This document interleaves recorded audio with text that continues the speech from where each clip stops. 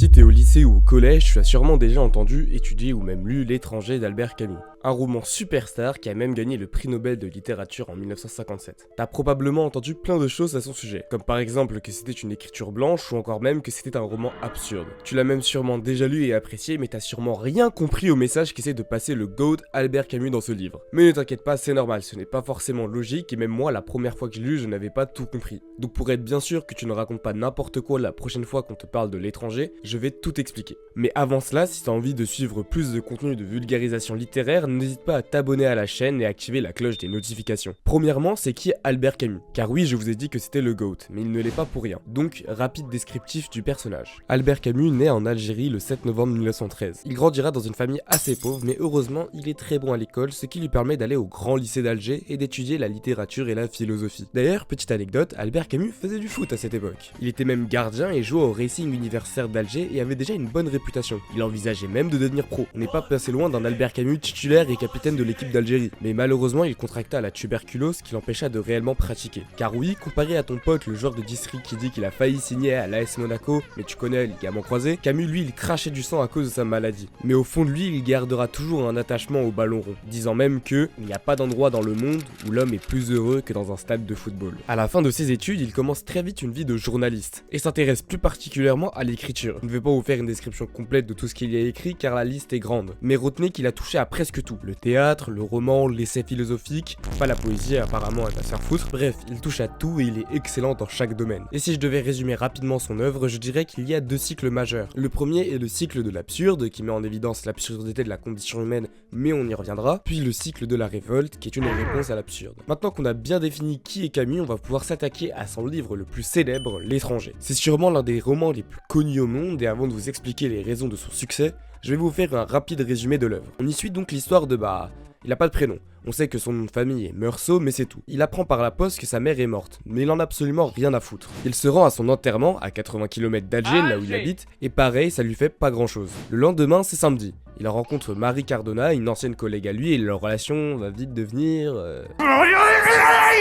Bref, lundi, c'est toujours la même chose. Le taf, 8h-17h, il va manger chez Céleste avec son collègue, un bon French Dream des années 40 comme on les déteste. Sauf que ce soir, son voisin Raymond lui propose de manger chez lui. Il lui demande des conseils pour écrire une lettre à son ex, qu'il a tapé tendrement. Son but étant de s'excuser et de... Non, je déconne, il veut la baiser, puis la tabasser et la jeter dehors. Bon, Meursault, face à ça, il a toujours pas de réaction. Il écrit la lettre et rentre chez lui. Le French Dream continue, le 40h habituel, petit cinoche avec Emmanuel, le collègue de bureau de temps en temps. Le seul événement qui vient changer ses habitudes, c'est ses sorties avec Marie Cardona. Mais bon, au fond, il en a pas grand chose à faire d'elle non plus. Alors que les deux tourtereaux sont ensemble chez Meursault, il tombe sur Raymond qui justement battait la femme de la lettre jusqu'à ce que la police intervienne. Alors oui, Raymond est un immense connard, mais Meursault reste ami avec lui car... Voilà. D'ailleurs, Raymond se jette des fleurs pour l'avoir battu et propose à Meursault d'aller chez un pote à lui à la mer le dimanche. Il emmène même Marie Cardona dont leur relation est de plus en plus bizarre. Tu m'aimes? Ça ne veut rien dire. Est-ce que tu voudrais m'épouser? Oh, tu sais, moi, je m'en fiche, mais si ça te fait plaisir. Ils arrivent donc chez Masson, l'ami de Raymond. Le week-end se passe plutôt bien, mais à un moment, alors que les trois hommes marchent sur la plage, ils tombent sur un groupe d'arabes. C'est le frère de la fille de Raymond qui est venu les tabasser avec ses amis. Raymond et Masson se battent, sauf que Raymond se fait blesser au couteau. Il rentre à la maison et Meursault repart marcher armé d'un pistolet. Il croise l'un des arabes du groupe et...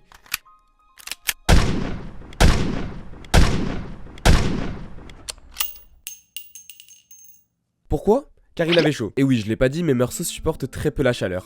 Ça le rend très vite dingue. On lui engage un avocat, sauf qu'il lui demande directement des questions bizarres par rapport à sa mère qui n'ont rien à voir. Les procédures sont longues et il reste 1 an en prison jusqu'à ce que le procès arrive réellement. Sauf qu'encore une fois, on fait plus attention au fait qu'il n'a pas eu de réaction à l'enterrement de sa mère qu'autre chose. On dirait que le procès a changé de tournure. Le jugement parlant majoritairement de sa mamounette. Bref, le verdict tombe et il est condamné à mort. Dans ses cellules, Meursault cogite. N'y a-t-il pas un moyen de ne pas mourir? Un aumônier vient lui parler de Dieu. Mais Meursault n'en a que faire de la religion et Dieu. L'aumônier finit par l'énerver à force de croire qu'il a toujours raison. Meursault l'insulte et lui dit de partir. Il s'allonge sur son lit et pense à sa mère. Il finit par comprendre ce qu'elle a pu ressentir. Il est heureux et il espère qu'il y aura beaucoup de monde à son exécution.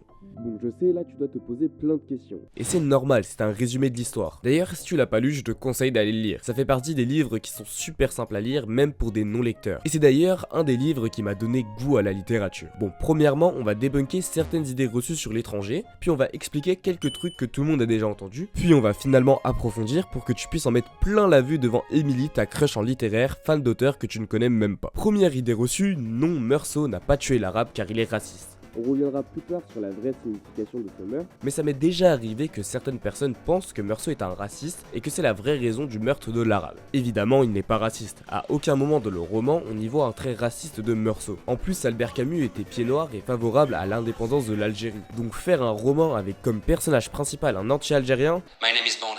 Fatoumata Bond. Deuxième idée reçue, non, Meursault n'est pas autiste. Enfin, peut-être que si. Enfin, on sait pas. Certes, Meursault a clairement des traits autistiques, difficultés de communication et intégration des normes sociales, hypersensibilité sensorielle, et beaucoup le considèrent comme autiste d'Asperger, même si cette appellation n'a plus grand sens aujourd'hui. Sauf que ce thème Asperger et l'autisme a été réellement étudié et découvert pour la première fois en 1943, et le livre a été publié en 1942. Donc il y a très peu de chances que Camus a vraiment voulu faire de Meursault un autiste, mais cela reste sujet à débat et interprétation. Troisième idée reçue, Meursault est un psychopathe. Ça aussi, je l'ai souvent entendu, et c'est vrai qu'aujourd'hui, avec le nombre de personnages psychopathes dans la pop culture, Meursault peut paraître tel quel. Il ressent très peu d'empathie, il tue de sang-froid quelqu'un, mais encore une fois, ce n'est pas le cas. Vous verrez que son comportement qui paraît bizarre n'a aucun rapport avec une maladie mentale ou de l'autisme. Et enfin, dernière idée reçue, Meursault est homosexuel. Si vous vous souvenez bien, en début de vidéo, j'ai dit que le livre était une écriture blanche. L'écriture blanche, c'est un style d'écriture minimaliste. Ça va même plus loin, le but étant d'écrire en étant débarrassé de n'importe quelle idéologie ou convention. Le but étant la neutralité absolue. C'est en partie grâce à cette écriture blanche que l'étranger est très facile à lire. Il n'y a pas d'artifice stylistique difficile à comprendre pour quelqu'un qui n'a pas l'habitude de lire. Toute pensée est dite et décrite sans utiliser de détour. L'exemple le plus simple est l'Inkipit. Aujourd'hui, maman est morte, ou peut-être hier, je ne sais pas. Là, l'idée est directement exposée, pas de trucs compliqués qui pourraient venir dénaturer le message de l'auteur. Maintenant que j'ai expliqué cela, on va enfin pouvoir comprendre l'étranger et pécho Emily, la littéraire de ton bahut. Bon ok, j'arrête avec cette blague. On va commencer par la base. Meursault. Qu'est-ce que ce personnage veut vraiment dire? Car à la fin de sa lecture, n'importe quelle personne prend Meursault pour quelqu'un de bizarre. Pourtant, si on regarde bien, c'est juste quelqu'un d'honnête. Il ne va jamais chercher à dire quelque chose qu'il ne pense pas ou aller contre sa nature. Il n'avait pas envie de pleurer à l'enterrement de sa mère, il n'a pas pleuré, et cela même si c'est très mal vu. Si un jour vous voyez que quelqu'un n'a pas pleuré à l'enterrement de sa mère, osez me dire que vous n'allez pas trouver ça bizarre. Donc Meursault est juste lui-même. Pourtant il aurait été au lycée en 2025 dans une classe de 30, ça l'aurait traité de PNJ. Mais qui est le plus gros PNJ entre celui qui est totalement soi-même et accepte sa nature, ou les 29 autres personnes qui jouent un rôle et n'agissent pas naturellement par mimétisme?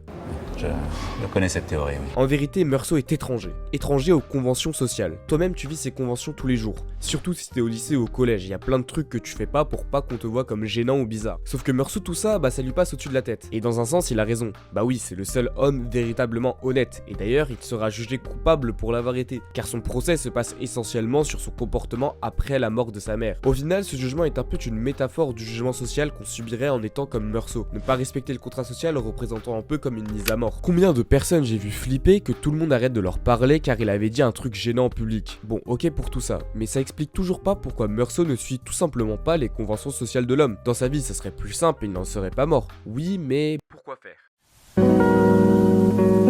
Je veux dire, est-ce que ça a vraiment un sens de respecter ce contrat social? Vous voyez bien que Meursault avait une vie plutôt normale, donc y aurait-il un sens à respecter ce contrat? En plus, il est très présent dans le monde. Comme on a vu, il est très sensible à plein de choses, au corps de Marie, à la chaleur, à la sensation de l'eau sur son corps. La seule chose auquel il n'est pas sensible, c'est l'hypocrisie des hommes. Bon, ok, Meursault ne veut pas respecter le contrat social. Pourtant, ce dernier a des avantages. Oui, sauf que croire aux conventions sociales, c'est croire que nos vies ont un sens, sauf que pour Meursault, nos vies n'ont pas de sens. D'ailleurs, la base de l'absurde. Et le meilleur moment qui montre cette absurdité est sûrement le meurtre de l'arabe. Car oui, il tue un arabe. Pour quelle raison? Car il avait chaud. Et oui, cette raison est absurde. Le meurtre d'un innocent est absurde et les raisons de la condamnation à mort de Meursault est absurde. Et si vous voulez plus de connaissances sur cette notion, je vous conseille de lire le mythe de Sisyphe, le principal essai sur l'absurde. Finalement, on peut s'intéresser à la dernière chose importante, la religion. Meursault n'est pas croyant. C'est d'ailleurs la seule chose qui a détruit son calme étant à ça de partir en octogone sans règle avec l'aumônier. Pourquoi n'a-t-il pas vérifié les angles morts?